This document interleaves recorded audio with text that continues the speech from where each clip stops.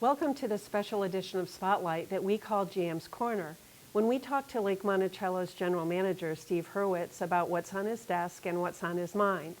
I'm Marilyn Kozak. Ron Kraus will join us next time. Good morning, Steve. Good morning, Marilyn. Great to be here. Great to have you here. The summer is over. Another busy summer at Lake Monticello has come to an end. And with that big celebration this last weekend, celebration of fall upon us, the 50th anniversary, and we're going to talk about that a little later. But fall also means the budget process is underway.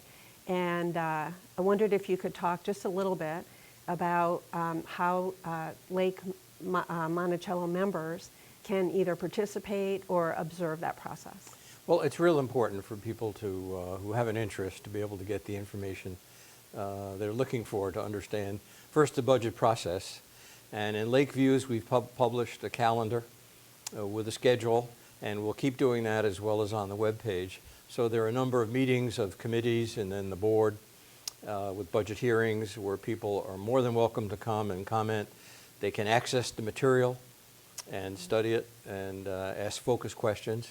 In the same vein, if people have questions, points, comments, they think there's a way to maybe conserve or do something better, I am more than glad to get those emails. In fact, we had a large number of inputs in the run-up to the election this past June. Mm-hmm. A lot of it was focusing on how we operate and so forth. And we're actually not able to do everything all at once, but we are one by one looking into every one of those things and starting to put them into effect, some with fairly significant savings implications. So those ideas are very welcome. I might not be able to answer people personally in detail, but one way or another through One Media, Lake Views, or maybe even when we get together, we'll be able to get the word out to people. So it is the people's budget. It's the budget of the association, and all owners are members and have a very significant interest in the budget process. Good.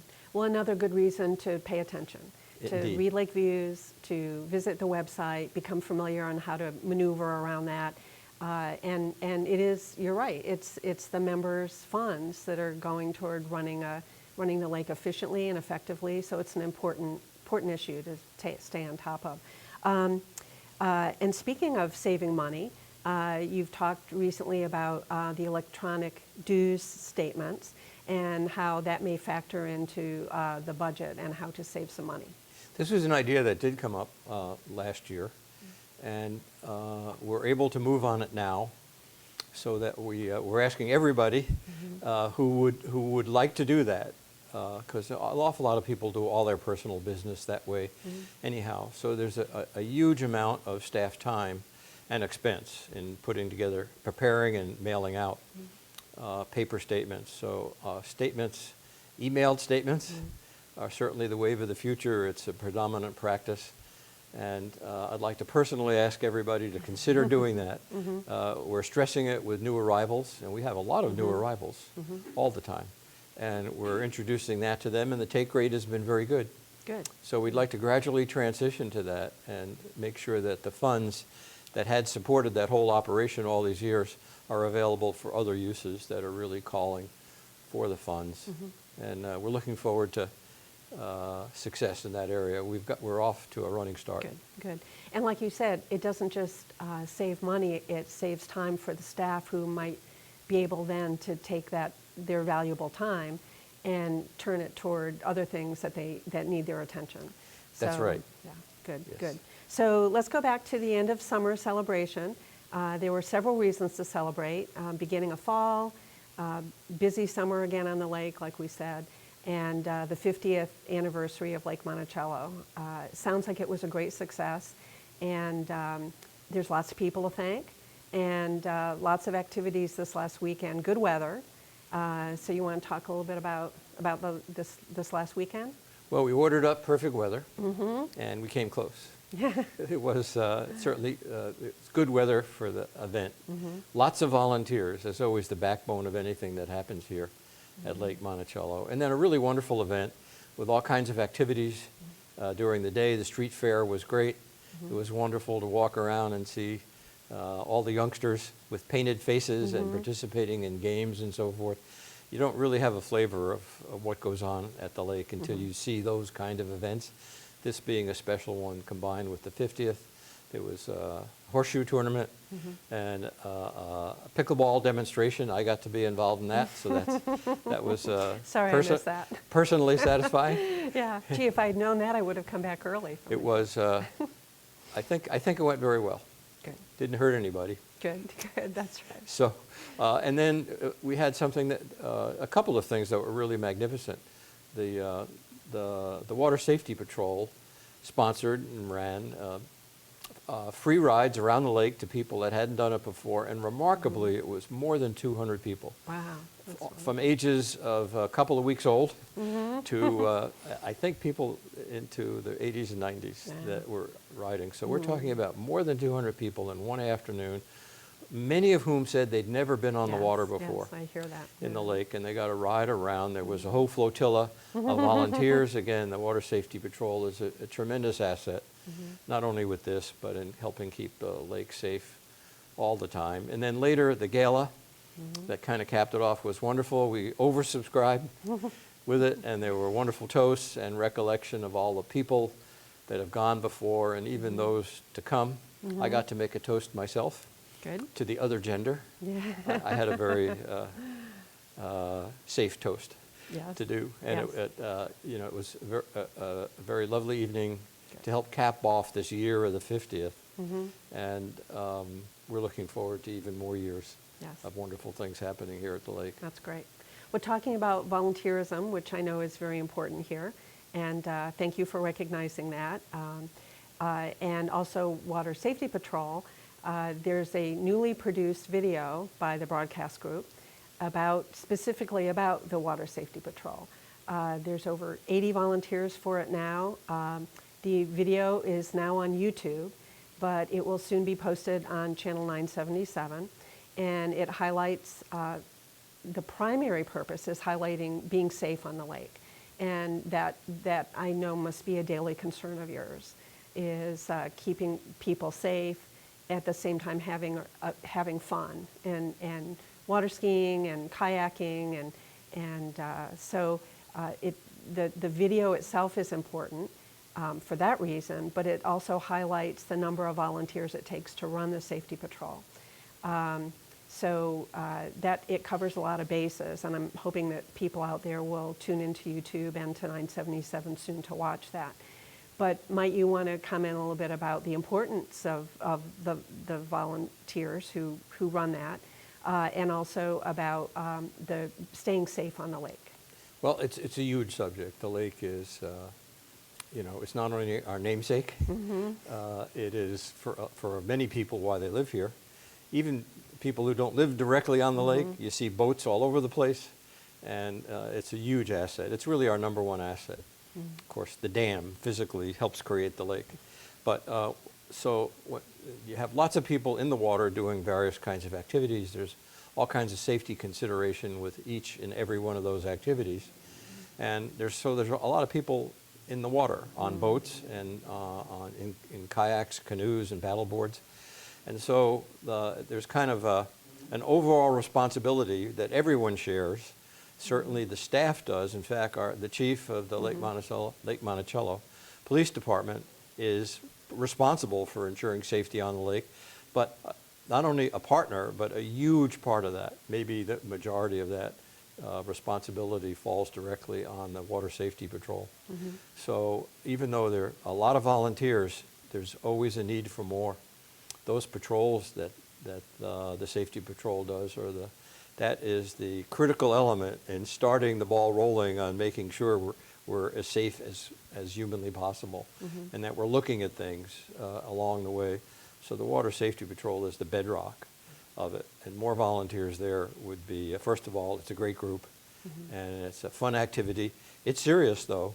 It's quasi-military. Yes. And, the Commodore. Led by a Coast Guard guy, yes, right? Yes, that's retired Coast Guard officer. Yes, And he's called the president, but he's really the Commodore. And it's important so there's serious training, equipment usage and so forth that they do, and then working with the police department where needed to follow up and look at topics that need special attention. Very important. So the volunteers, without them, nothing happens. Right, right. And we are at the end of the summer season, but that doesn't mean that we have to be safe on the lake all year round. And I know that the Water Patrol folks aren't there all the time. Of course, if they had a larger number of volunteers, they might be able to expand that a little bit. But at the same time, I know you've expressed your reluctance to go out in the lake at night. And yet we've heard from other people saying that it's the best time to be out there. It's beautiful, it's peaceful, but it's important to be extra safe at night because people can't see you. You need to use your running lights, and there's people using kayaks and canoes maybe after dark, which may not be the safest thing to do. You have to be extra careful.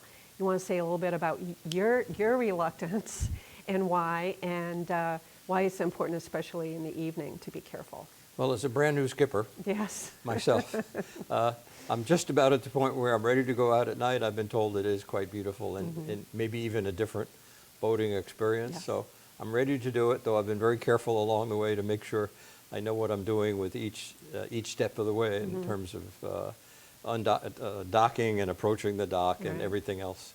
So when it comes to nighttime operations, there's a couple of things that are thrown in. Number one, we have had reports of people in unpowered craft without lights. Well, that puts them in extreme danger, which would be bad enough because they can't be seen until you're right upon Right, them right. in a larger powered vessel. On top of that, there's always a tendency, I suppose, and we have received reports of exceeding the 5-mile-an-hour speed limit during the hours of darkness. And it's everywhere on the lake, not Everywhere just in in the Wake lake, Speed. everywhere, Yeah, not just that's right. with the other prescriptions about where speed is limited. So you put those two together, and it's a dangerous combination. And this is a personal appeal to anybody like me, soon to be out on the lake at night, to be even more watchful about those rules, because you can't really see as well as you can during the day. And then the combination of a low-lying vessel, but possibly without lights, becoming a potential target, Right. quite by accident. Right, right. And I think it's a testament to how the Water Patrol and other people, the police, do take care of the lake in that we haven't had any serious injuries or over the years, unlike many other lakes in the area. Yes. So we're very fortunate in that case. And one more topic about fall is leaves. And being in a beautiful wooded area, we have lots of leaves. People have questions about how to get rid of them and what to do. I know new residents sometimes say, well, will LMOA come and take my leaves? And we know the answer to that. And you want to talk a little bit about taking care of the leaves that fall on your property. Well, currently, short of anything else we might be able to do in the future, it's really up to the owner or resident to dispose of the leaves properly. There are a number of things that could be done, composting and so forth, but separate from that, when it comes to removing the leaves, really the number one way is to gather them up one way or another. And we all get, along with our trash service, 5 garden bags full of garden debris every week. That's a lot. If someone stays after it, a way to get rid of the leaves properly. The worst thing to do is to push the leaves, either by raking them or by blowing them, into low-lying ground such as a ditch or even over the crest of a hill where they are going to wash down into a water course that's going into the lake, or even worse yet, although the end result's the same, directly into the lake. So it's very important that people don't do that, because once the leaves are either in the lake or on the precipice, that's muck about to happen. And so we spend an awful lot of money with a program that was not here forever. It only Right. developed 6 or 7 years ago, the whole dredging program, which is a big, laborious, and expensive program to remove the muck. So nature has a way of moving things into the lake, but we certainly don't want to make it worse by absentmindedly contributing huge amounts of material unnecessarily that go into the lake. We are working on, and we have expanded our dredging actually by adding an extra day, and we're able to increase by about 20% this year, and we're looking at ways to increase that even more. That is how much we dredge. That's a whole industrial cycle that requires determining what you do with the muck, which Right. becomes spoils. Right. Once you remove it, we're working on that very hard. We think we're close to something that'll work so we can grab more out of the lake and get rid of it in a way that works for the community. In addition to people picking up dried spoils for Right. landscape use. But in addition to that, limiting what goes into the lake, and especially the leaves and twigs, is a huge part. And a lot of people do that. The more the better. And a reminder too, I've noticed some people saying that who own property that may back up to a vacant lot or something, that people are gathering leaves and dumping it on other people's property. And that, of course, is a no-no too. So be respectful of the lake, be respectful of other people's property, clean your culverts, so when the rains come, they will come someday, I'm sure. It's been a dry summer, but you want those clear, and the leaves clogging those up present its own problem. So an important thing to think about. Yes, indeed. In fact, pushing it into an adjacent Yeah. vacant lot Yeah. or a reserve area or a common area is about the worst thing anybody can do Yeah, yeah. about concerning the lake's health. Right. So it really, everything we talk about comes down to respect. Respect for the lake, respect for your neighbors, for property owners, for renters, for anyone who lives here. And I think we're in good hands. The staff is working hard, looking ways to use our funds wisely, and appreciate another episode of GM's Corner. Thank you. You're welcome. Very glad to be here. Good, good. So I think that wraps it up for another episode of GM's Corner. On behalf of Lake Monticello's broadcast group, be nice, take care, and we'll see you around the lake.